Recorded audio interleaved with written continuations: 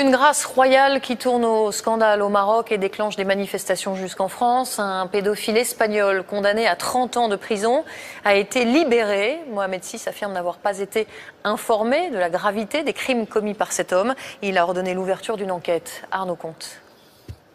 Daniel Galban Fina a violé 11 enfants âgés de 4 à 15 ans. Condamné à 30 ans de prison en 2011, le voilà pourtant gracié, libre depuis mardi dernier.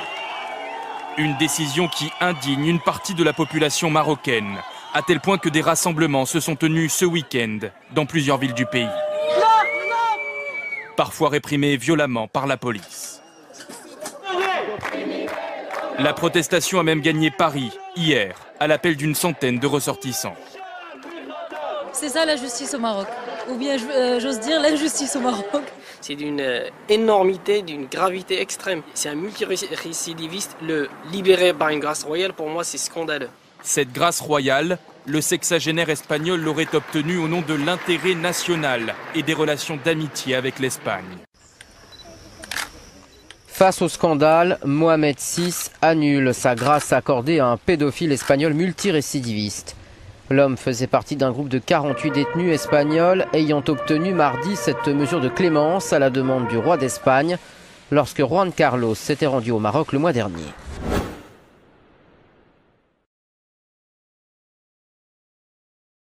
Oui, alors là, on peut à la fois se réjouir que grâce au travail qu'on fait, ce travail de la dissidence qui lutte contre le sionisme au sens bien compris du terme, au sens de la liste antisioniste, contre la pédophilie, contre le nouvel ordre mondial, contre l'oligarchie bancaire prédatrice, etc. Grâce à ce travail qu'on fait de réinformation Internet, on arrive à, je dirais, à percer la chape de silence des médias officiels et soumis, représentés par Aziza et tous ces collabos du système, et les gens prennent conscience de la violence et du danger de la pédophilie de réseau. Et c'était parfaitement incarné par le fait que le roi d'Espagne demandait au roi du Maroc, dans une liste de gens à gracier, il y avait dans la liste un pédophile condamné à des années de prison pour le viol de, je sais pas, d'une dizaine au moins de mineurs au Maroc. Le pédophile a été identifié par le ministère espagnol des Affaires étrangères comme Daniel Galvan Bina. Il avait été condamné à 30 années de prison pour avoir violé au moins 11 enfants âgés de 4 à 15 ans et pour avoir filmé ses actes. Et à un moment donné, grâce au réseau Internet, les gens ont signalé qu'il y avait dans la liste de ces graciés ce pédophile notoire, d'ailleurs, dont il faudrait nous expliquer l'origine. C'était un agent irakien. Daniel Galban, de son nom espagnol, aurait raconté à son avocat marocain avoir collaboré avec les services secrets espagnols pendant l'intervention étrangère en Irak.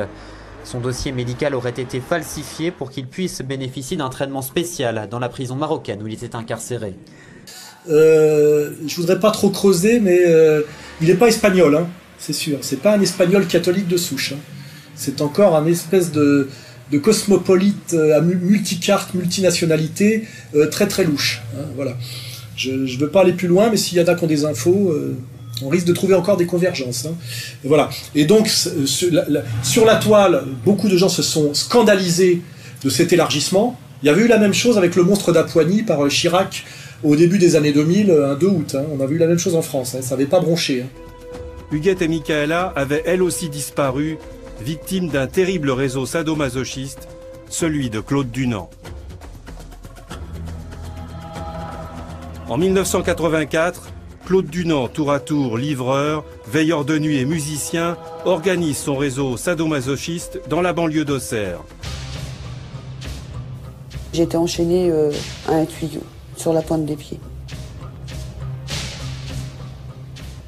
Il me fouettait avec un fouet, avec des câbles électriques. Il m'a percé les lèvres matrices supérieures avec des aiguilles à tricoter pour mettre des anneaux de rideaux. J'ai eu la poitrine de percée aussi par des aiguilles à tricoter. J'ai eu le droit à des brûlures. C'est un vrai commerce qu'organise Claude Dunant. Il fait passer une annonce dans un journal spécialisé lyonnais.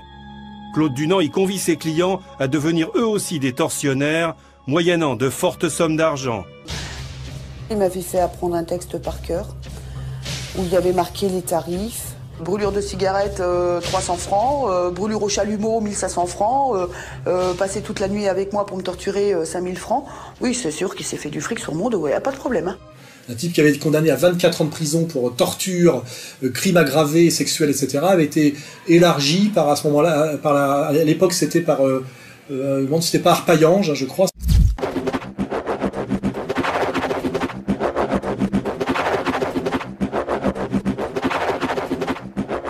En 1988, Claude Dunant attend son procès en prison depuis déjà 4 ans. C'est alors qu'entre en jeu une curieuse association d'insertion de détenus, la Fraternité Notre-Dame, fondée par un visiteur de prison, un certain Georges Fritsch, et financée par des fonds publics. Elle s'intéresse tout particulièrement aux détenus Dunant.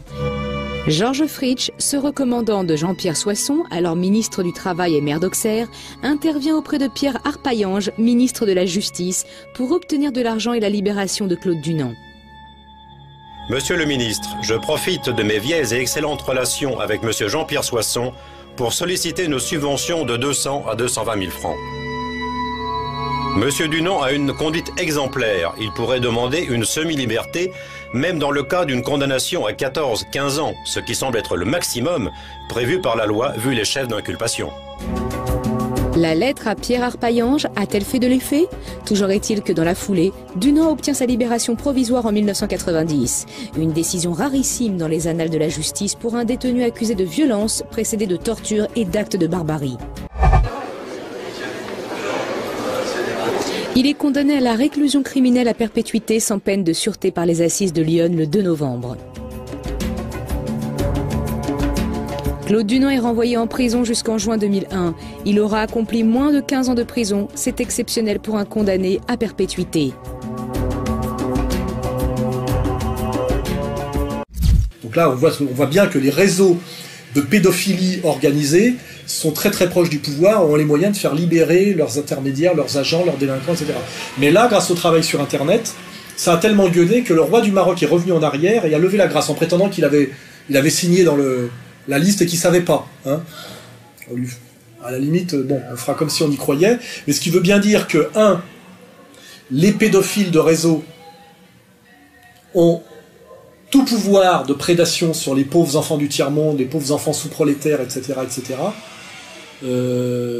qu'ils sont très très liés à l'oligarchie mondialiste, et que contre cette puissance-là, le travail Internet de sensibilisation populaire peut de temps en temps agir bénéfiquement, puisque aucun, je dirais, roi, chef d'État, représentant soi-disant le peuple, ne peut défendre un prédateur pédophile multirécidiviste devant son peuple. Donc quand la voix du peuple arrive à s'exprimer et dit « vous êtes en train de libérer quelqu'un qui a violé 12 enfants en bas âge », il est obligé de revenir sur sa décision. Car aussi dégueulasse que soit le pouvoir oligarchique et ses représentants, ils ne peuvent pas, adorer Satan en pleine lumière. Ils sont obligés de le faire en se cachant. Et quand on met le projecteur sur eux, ils sont obligés au moins de faire semblant de se retourner vers le vrai Dieu. C'est très important de savoir que ce travail, on le fait et que de temps en temps, il porte ses fruits. Le pédophile espagnol dont la grâce a été annulée par le roi du Maroc, renvoyé en prison dans son pays. Décision de la justice espagnole en attendant de se prononcer sur une éventuelle extradition réclamée par le Maroc. Daniel Galvan, un homme de 63 ans, condamné en 2011 au Maroc à 30 ans de prison pour des viols sur 11 mineurs, a été interpellé hier dans un hôtel de Murcie en vertu d'un mandat d'arrêt international lancé le jour même par Rabat. Et j'espère qu'on pourra faire demain pareil en France et que ce travail d'Internet portera ses fruits, car il y a un énorme problème de pédophilie en France, en Belgique, en Europe. Et je m'étonne simplement que M. Carlin ne se soit pas intéressé à d'autres affaires. Par exemple, il aurait pu nous parler du nombre remarquable, tout à fait anormal, d'instituteurs ou de fonctionnaires de l'éducation nationale qui ont été pris, qui sont en prison, qui sont à un instant de condamnation ou déjà condamnés pour des faits exactement équivalents, et qui en général ont été pris 1 fois, 2 fois, 3 fois, 4 fois pour les mêmes affaires, ont été arrêtés, remis en liberté, sans plainte de leur administration, simplement changé d'école. Il y en a un notamment qui a été finalement piqué dans une école du 19e. Ça faisait 4 fois qu'on le changeait d'école et ça faisait 4 fois qu'on lui donnait un grade supérieur. Pour le fait d'école, il a fini comme directeur d'école et là il s'est fait prendre. Il était protégé parce que naturellement il était franc-maçon. Alors ça, M. Carlin ne nous a pas dit qu'il y avait un lobby des pédomanes francs-maçons à l'intérieur de l'éducation nationale qui protégeait ces gens-là. Il nous a pas parlé de l'affaire du communiste Duguay qui vient d'être arrêté là à Chambéry pour la 4e fois en 20 ans pour une affaire de pédomanie. Ce type est le pire industriel de la pédomanie qui existe en France. C'est un type, j'ai vu les photos qu'il réalisait lui-même en posant avec des enfants de 2 ans. J'ai été physiquement malade. C'est tellement répugnant. Ce type est arrêté systématiquement. Il est mis en prison pour 2 ans. Il est remis en liberté. Il déménage et il recommence. Il avait commencé à Saint-Ouen. Il est parti ensuite à Bordeaux. Puis il est parti dans le Midi et il vient de se faire reprendre à Chambéry ou à Annecy, je ne sais plus exactement.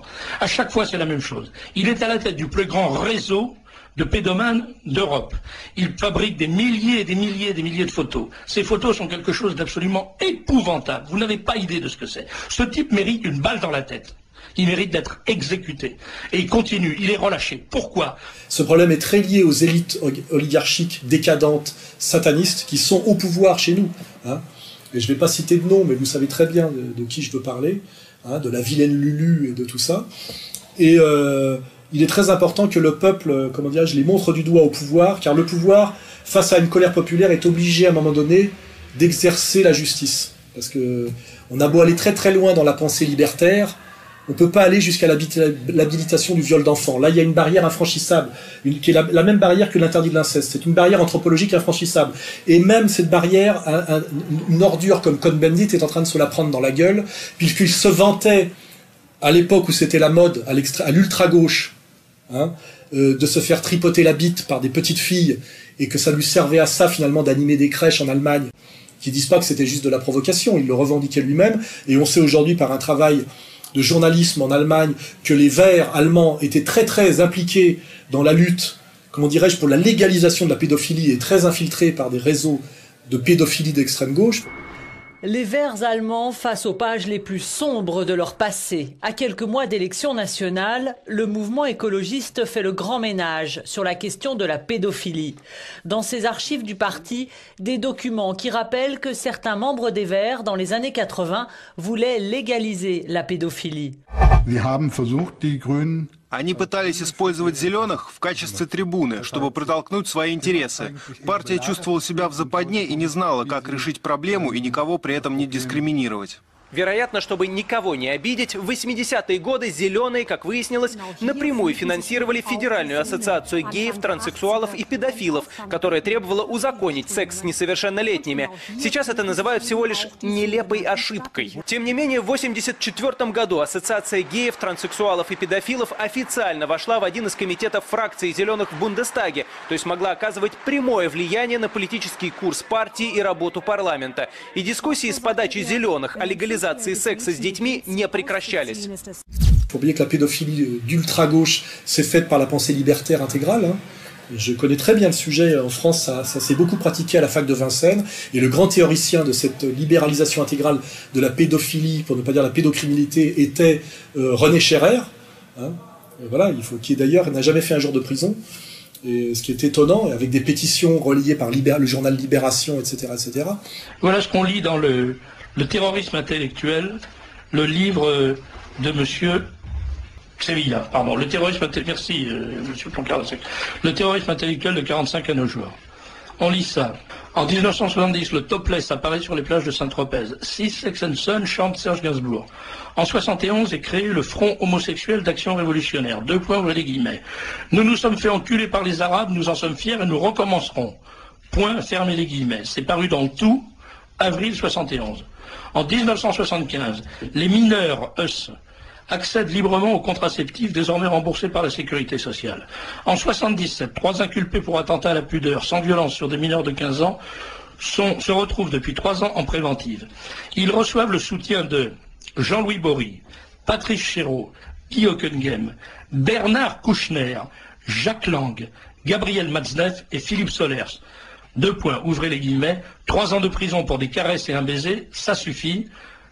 Publication dans Le Monde du 26 janvier 1977. Paraît ensuite un manifeste réclamant la dépénalisation des relations sexuelles avec les mineurs. Le texte est signé par Louis Althusser. Ils y sont tous, c'est pas la peine de vous faire d'illusions. Tous. Althusser, fou furieux, qui finira par assassiner sa femme. Louis Althusser, Roland Barthès, Simone de Beauvoir, lesbienne tordue, Jean-Louis Bory, homosexuel notoire, Patrice Chéreau, Jacques Derrida, qui aujourd'hui donne des leçons d'antiracisme à longueur de journée dans le monde, Françoise Dolto, alors vous voyez à qui vous confiez vos enfants, Patrice Chéreau, je l'ai dit, Gabriel Matzneff, Jean-Paul Sartre et Philippe Sollaire. Philippe Sollaire, la lumière de l'intellectualisme français actuel. Voilà comment se met en route, comment se met en place un système de viol des consciences et de normalisation des pires abjections, avec le secours des intellectuels. Voilà, aujourd'hui, même un type comme Cohn-Bendit, le pédophile Cohn-Bendit, puisque c'est comme ça qu'on a le droit de l'appeler, est en train de se faire rattraper par la justice en Allemagne, et que d'ailleurs il a annoncé qu'il arrêtait la politique. Si vous consacrez un peu moins de temps à la politique, est-ce que vous ferez un peu de télévision peut-être? Je veux faire de la télévision, oui, je vais faire un film en 2014. Qu'est-ce que vous allez faire à la télévision? À la télévision, d'abord je fais un film en 2014 pendant la Coupe du Monde, pour Arte, et puis après je vais animer des débats et démontrer à Bruce Toussaint qu'on peut faire des débats politiques autrement. Pour se passer à l'animation télévisuelle, j'espère qu'on va aller s'occuper de lui aussi sur ce terrain-là demain, parce que ça commence à bien faire la domination communautaire de la clique à Aziza sur les médias. Il va falloir à un moment donné parler de quotas. Comme dirait Elisabeth Lévy, s'il n'y a pas assez d'œil, il y a trop de qui. Je pense que tout le monde a compris de trop de qui il y avait dans les médias. Je vous ai juste demandé, quand on dit il n'y a pas assez de, mettons, noirs, arabes, asiatiques à la télévision, il faut me dire il y a trop de quoi? Tout le monde a compris aujourd'hui en France, c'est bon. Et il va falloir effectivement, puisque dans une logique de quotas généralisée, il va falloir, moi je pense, faire du quota. Je suis pour les quotas aujourd'hui. Ça remettrait des Français. Ça remettrait quelques types issus de l'immigration qui le méritent, mais aussi pas mal de Français de souche qui ont été évincés depuis très longtemps. Et ça remettrait un peu à leur place, à leur juste place, certains abuseurs de pouvoir que je ne nommerai pas, parce que je sais effectivement que ces gens-là sont méchants comme des teignes et très organisés.